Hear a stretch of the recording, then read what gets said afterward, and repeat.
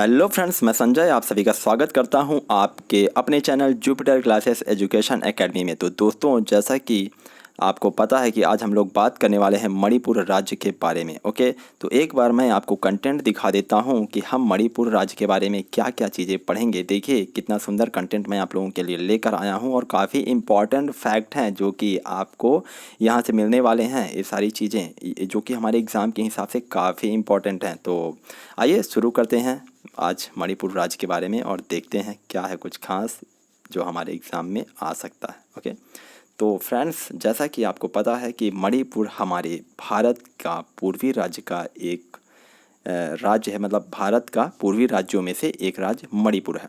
और अभी तक हमने अरुणाचल प्रदेश, असम और नागालैंड के बारे में पढ़ लिया है, यानी कि 3 वीडियो हमारे कंप्लीट हो चुके हैं। आज हम बात करने वाले हैं मणिपुर राज्य के बारे में। ओके, ध्यान दीजिएगा, यहाँ से कुछ छोटी छोटी चीज़ें पहले हम सीख लेते हैं। हालांकि हम बार बार पढ़ते हैं बट फिर भी एक बार रिवीजन कर लेते हैं।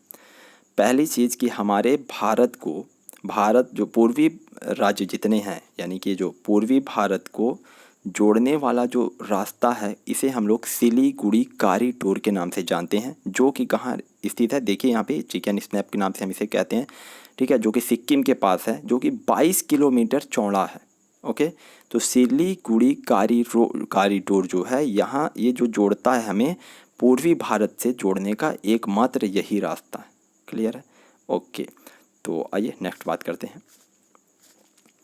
मणिपुर को आभूषणों की भूमि कहा जाता है, जो कि आभूषणों की भूमि नाम किसने दिया था मणिपुर को? तो पंडित जवाहरलाल नेहरू जी ने दिया था, जो कि हमारे भारत के पहले प्रधानमंत्री थे। ओके, यहाँ की अगर हम बात करें मणिपुर की स्थापना की, तो 21 जनवरी 1972 को मणिपुर राज्य की स्थापना हुई थी। यहाँ की राजधानी इम्फाल है, जो कि सबसे बड़ा नगर भी है। यहाँ ज़िले कितने हैं? तो 16 ज़िले हैं। राज्यसभा की सीटें 1 है, लोकसभा की सीट 2 है और विधानसभा की सीट 60 है। ओके, राज्य की पुष्प सिरोय कुमुदनी यहाँ का राजकीय फूल है। ओके, राज्य की पशु संगाई हिरण है, जो कि अपने आप में बहुत प्रसिद्ध है। इसके बारे में हम आगे भी चर्चा करेंगे। उच्च न्यायालय की बात करें तो मणिपुर उच्च न्यायालय है यहाँ पर। जैसा कि हमने आपको पिछले वीडियो में बताया था कि अरुणाचल प्रदेश, असम, मिजोरम और नागालैंड, इन चारों राज्यों की उच्च न्यायालय संयुक्त रूप से कहाँ लगती थी? तो गुवाहाटी उच्च न्यायालय लगती थी। ओके, तो उम्मीद करता हूँ कि आपने पिछले वीडियो देख लिए होंगे और यदि नहीं देखे हैं तो एक बार उन्हें देखिएगा। काफ़ी इंपॉर्टेंट फैक्टर आपको वहाँ से मिलेंगे और काफ़ी कुछ सीखने को मिलेगा। सो यहाँ पे अगर हम बात करते हैं राजकीय नृत्य की, यहाँ का डांस कौन सा है? तो मणिपुर नृत्य है। पर देखिए यहाँ पे जो डांस कर रहे हैं, तो एक कृष्ण राधा के ड्रेस में हैं। तो रास लीला जो है, मणिपुर में रास लीला डांस भी प्रसिद्ध है। तो ये कुछ रास लीला जैसे होता है ना डांस, उस टाइप का होता है। तो मणिपुरी नृत्य के नाम से इसे जाना जाता है। मणिपुर की सीमा से जुड़े राज्य, इसके बारे में देख लेते हैं, जो कि बहुत इंपॉर्टेंट है। देखिए ये जो मणिपुर है, जैसा कि हमें पता है कि ऊपर साइड में ये उत्तर हो गया, नीचे दक्षिण हो गया, और इधर पूर्व होता है और इधर पश्चिम होता है। ओके, तो देखिए मणिपुर के उत्तर में नागालैंड से सीमा साझा करता है, दक्षिण में मिजोरम है, पूर्व में म्यांमार, जो कि एक देश है जिसे हम पहले वर्मा के नाम से जानते थे और अब इसका नाम म्यांमार है, और पश्चिम में असम राज्य से सीमा साझा करता है। यानी कि मणिपुर 3 राज्य, यानी कि 3 भारतीय राज्यों से और एक देश से सीमा साझा करता है। उम्मीद करता हूँ कि आपको क्लियर हो गया होगा। नेक्स्ट, यहाँ पे कुछ जनजातियाँ हैं। यहाँ के मूल निवासी मेइती जनजाति के लोग हैं, यानी कि यहाँ के जो मूल निवासी हैं उन्हें मेइती जनजाति कहा जाता है। इसके अलावा भी अन्य जनजातियाँ हैं, कुकी जनजाति है, नागा जनजाति है, कबुई जनजाति है, अंगामी जनजाति और पित्त जनजातियाँ। इसके अलावा भी बहुत सारी जनजातियाँ यहाँ पर पाई जाती हैं। भाषा की अगर हम बात करते हैं तो इनकी भाषा मेइती लोन है, जिसे मणिपुरी भाषा भी कहते हैं। यह भाषा 1992 में भारत के संविधान की 8वीं अनुसूची में जोड़ी गई है और इस प्रकार इसे राष्ट्रीय भाषा का दर्जा प्राप्त है। यहाँ के धार्मिक स्थलों की बात करते हैं तो श्री गोविंद जी मंदिर, क्लियर, गोविंद जी मंदिर, जो कि वैष्णव मंदिर है, यानी कि विष्णु भगवान का मंदिर है। यह मणिपुर के राजधानी इम्फाल में स्थित है और यह सबसे बड़ा हिंदू मंदिर है। ओके, यहाँ के दूसरी मंदिर की अगर हम बात करते हैं तो महाबली मंदिर, जो कि हनुमान जी का मंदिर है और यह शहर का सबसे प्रतिष्ठित मंदिर है। महाबली जंगल में इम्फाल नदी के तट पर हनुमान मंदिर में भगवान मतलब बंदर भगवान की एक मानव प्रकार की मूर्ति है। यानी कि देखिए जो मूर्ति है ये कुछ भगवान मतलब मानव इंसान के प्रकार की दिखती है, ठीक है, जो कि बंदर भगवान कह सकते हैं आप, हनुमान जी का जिसे रूप कहते हैं, तो उनकी मूर्ति है। ओके, स्टेडियम की बात करते हैं तो लावांग पोकेपा स्टेडियम, कुमन लेपक स्टेडियम, तो ये कुछ स्टेडियम है जो कि मणिपुर में है। नदी की बात करते हैं तो यहाँ पे दो प्रमुख नदी है जिसे हम लोग इम्फाल नदी और बराक नदी के नाम से जानते हैं। ध्यान से देखिएगा कि जो बराक नदी है यह जाके इधर मेघना नदी में मिल जाती है। इसके बारे में आइए हम आगे चर्चा कर लेते हैं और कुछ पुरानी चीज़ें भी रिवीजन कर लेते हैं। जैसा कि आपको पता है कि पूर्वी भारत में सबसे बड़ी नदी है कौन सी, सबसे बड़ी नदी कही जाती है, किसे कहते हैं सबसे बड़ी नदी, तो ब्रह्मपुत्र नदी को सबसे बड़ी नदी कहते हैं। ब्रह्मपुत्र नदी 3 देशों में बहती है, चीन, भारत और बांग्लादेश में। चीन में ब्रह्मपुत्र नदी को सांगपो कहते हैं, अरुणाचल प्रदेश में दिहांग कहते हैं, और अरुणाचल प्रदेश में जब यह इंटर करती है तो यांग्याप दर्रे के ये हिस्सा है कोने में, यांग्याप दर्रे के पास से इंटर करती है तो अरुणाचल प्रदेश में इसे दिहांग के नाम से जाना जाता है। असम में ब्रह्मपुत्र नदी को ब्रह्मपुत्र के नाम से ही जाना जाता है, और बांग्लादेश में जैसे ही यह इंटर करती है तो इसे जमुना के नाम से जाना जाता है। और गंगा नदी जो है हमारी बांग्लादेश में किस नाम से जानी जाती है, तो पद्मा के नाम से जानी जाती है। और गंगा और जमुना के यानी कि गंगा और ब्रह्मपुत्र नदी बांग्लादेश में जिस जगह पे मिलती हैं तो उसे इन दोनों की संयुक्त धारा को मेघना कहते हैं। और मेघना की जो सबसे इम्पोर्टेंट सहायक नदी है वो बराक नदी है, और ये वही बराक नदी है जिसकी हम बात कर रहे हैं। उम्मीद करते हैं कि ये सारी चीज़ें आपको समझ में आ गई होंगी।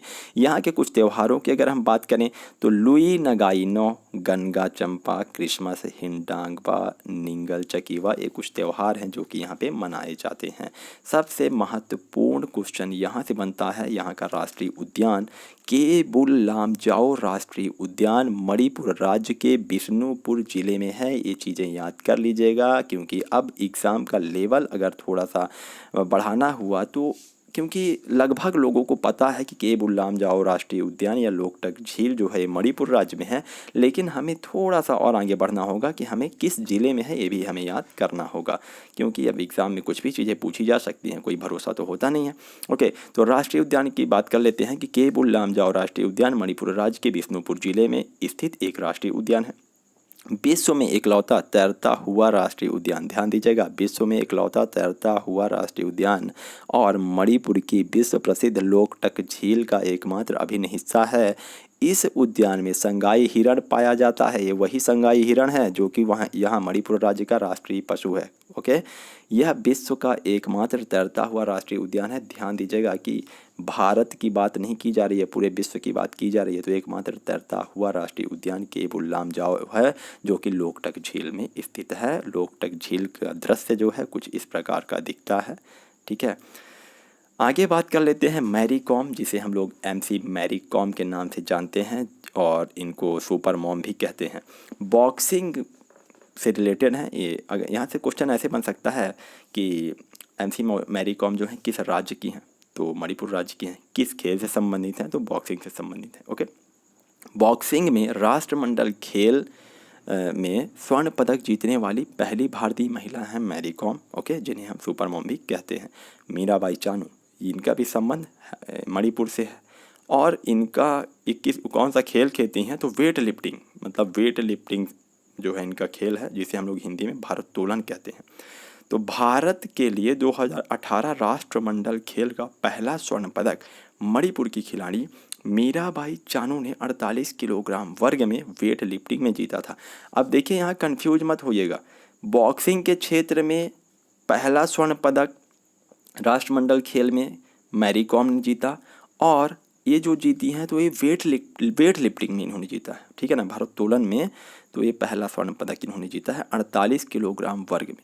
मीराबाई चानू को और विराट कोहली को साथ में ही राजीव गांधी खेल रत्न पुरस्कार दिया गया था। ओके, जैसा कि आपको पता है कि राजीव गांधी खेल रत्न पुरस्कार जो होता है वह खेल के क्षेत्र में दिया जाने वाला सबसे बड़ा पुरस्कार है। ओके, जीआई टैग, जिसे हम हिंदी में, जीआई टैग जो होता है हिंदी में भौगोलिक संकेतक कहते हैं, और जीआई का फुल फॉर्म जो होता है जियोग्राफिकल इंडिकेशन होता है। तो जीआई टैग देखिए मणिपुर राज्य का एक चावल है जो कि काले रंग का होता है ना, ये कुछ अनोखा प्रकार का है, अलग ही दिखता है। तो जिसे हम लोग मणिपुर की भाषा में चाकहाओ कहते हैं। चाकहाओ चावल का एक प्रकार है। देखिए चाकहाओ एक सुगंधित चिपचिपा चावल है जिसकी मणिपुर में खेती की जाती है। चावल की इस किस्म में विशेष प्रकार की सुगंध होती है और चावल की इस किस्म में रेशेदार, ध्यान दीजिएगा, रेशेदार फाइबर की अधिकता होने के कारण इसे पकाने में सबसे ज़्यादा, यानी अन्य चावलों की अपेक्षा इसमें सबसे ज़्यादा लगभग 40 से 45 मिनट का समय लगता है। तो ये भी अपने आप में कुछ अलग किस्म का है। ओके, तो इसे हाल ही में दिया गया था जीआई टैग। ओके, अब यहाँ पर सबसे बड़ा उद्योग की अगर हम बात करते हैं तो हथकरघा। हथकरघा का मतलब होता है कि हाथों के द्वारा बनाई जाने वाली चीज़ें, तो यहाँ का एक सबसे बड़ा और कुटीर उद्योग कह सकते हैं। ओके, नेक्स्ट क्वेश्चन है हमारा कि भारतीय रेलवे ने विश्व का सबसे ऊंचा पियर ब्रिज मणिपुर में बनाया है। ध्यान दीजिएगा, विश्व का बोला जा रहा है, तो भारतीय रेलवे ने विश्व का सबसे ऊंचा ब्रिज, कौन सा नाम है, क्या नाम है इसका, तो पियर ब्रिज मणिपुर में बनाया है। और भारतीय रेलवे ने मणिपुर राज्य में दुनिया का सबसे ऊंचा पियर ब्रिज का निर्माण मतलब इसका भी चल रहा है, अभी ये कंप्लीट नहीं हुआ है, शायद अभी कंप्लीट होने में शायद थोड़ा सा टाइम लगेगा। ठीक है, तो इसकी ऊंचाई जो है 141 मीटर है और इस पुल की लंबाई की हम बात करते हैं तो 703 मीटर है। ध्यान दीजिएगा, ऊंचाई 141 और लंबाई 703 मीटर है। नेक्स्ट, हाल ही में स्वदेश योजना के तहत पेंजल गोल्फ रिसॉर्ट का उद्घाटन मणिपुर में किया गया है। तो ये भी करंट से रिलेटेड क्वेश्चन ही है। ठीक है, तो इतना ही मुझे जो इम्पोर्टेंट चीज़ें लगी मैंने इसमें शामिल की थी। तो उम्मीद करता हूँ कि मेरे द्वारा दी गई जानकारी आपको अच्छी लगी होगी और काफ़ी इम्पोर्टेंट फैक्ट आपको यहाँ से मिले होंगे। सो अगर आपको यह वीडियो पसंद आया हो तो इसे आप अपने फ्रेंड्स के साथ भी शेयर कर सकते हैं। तो मिलते हैं दोस्तों अगले वीडियो में, तब तक के लिए thank you so much. Okay.